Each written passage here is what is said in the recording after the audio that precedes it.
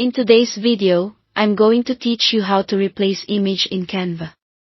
If you've ever found the perfect layout but want to swap in a different photo without rebuilding your design, this is the quickest and cleanest way to do it. Start by opening your design. From your Canva homepage, choose the project you want to edit and let it load fully so all images and layers are visible. Take a second to zoom in or out as needed so you can clearly see the image you're planning to replace. This helps you place the new one precisely and avoid accidental drops elsewhere on the canvas. Next, find your new image in the left-hand sidebar. You can browse your uploads if the image is already in your account, or look in Photos for Canva stock library.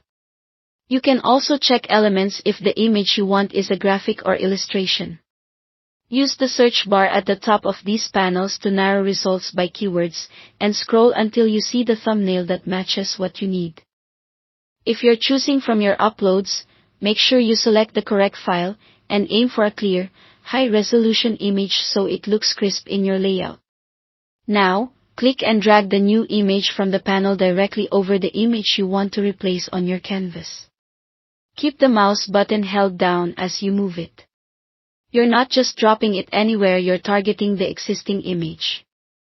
This step preserves the sizing, the position, and, in most cases, the cropping of the original, so your layout stays consistent. If your design uses frames, grids, or placeholders, this dragging motion tells Canva you want to swap content inside that exact space rather than adding a new element on top. When you're hovering over the old image, watch for visual feedback. Release the mouse when you see the border of the old image turn purple, or when the new image clearly snaps into place. That purple outline or snapping behavior is Canva's way of confirming the replacement will happen.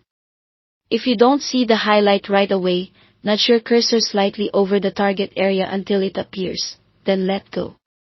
The image will switch instantly, keeping your layout intact and often retaining any existing filters or effects applied to the frame.